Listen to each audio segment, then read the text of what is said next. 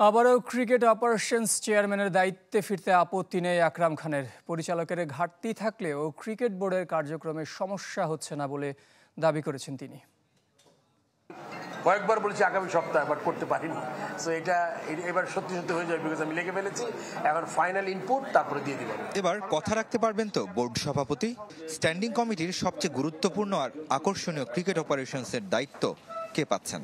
ফারুক আহমেদ আর নাজমুল আবেদিন ফাহিমের মাঝে দূরত্বের মূলে এই পদ স্পষ্ট করেছেন খালেদ মাহমুদ। তৃতীয় ব্যক্তি হিসেবে সামনে আসছে আকরাম খানের নাম। তবে এই ইস্যুতে নীরব বছর তিনেক আগে ব্যক্তিগত কারণ দেখিয়ে ক্রিকেট অপারেশনস চেয়ারম্যানের পদ থেকে সরে দাঁড়ানো আকরাম। খালেদ মাহমুদও তাকে সমর্থন দিচ্ছেন।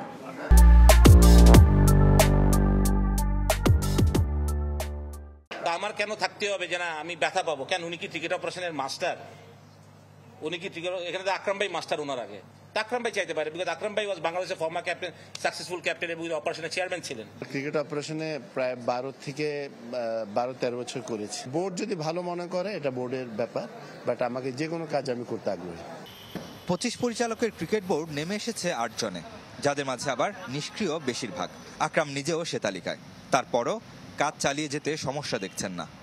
এটা ঠিক যে আপনি যেখানে এত লোক বেশি আছে সেখানে আপনার কম লোক, বাট দায়িত্ব যাকে যেটা দেওয়া হচ্ছে সবাই কিন্তু সিনসিয়ারলি সেটা করার চেষ্টা করছে।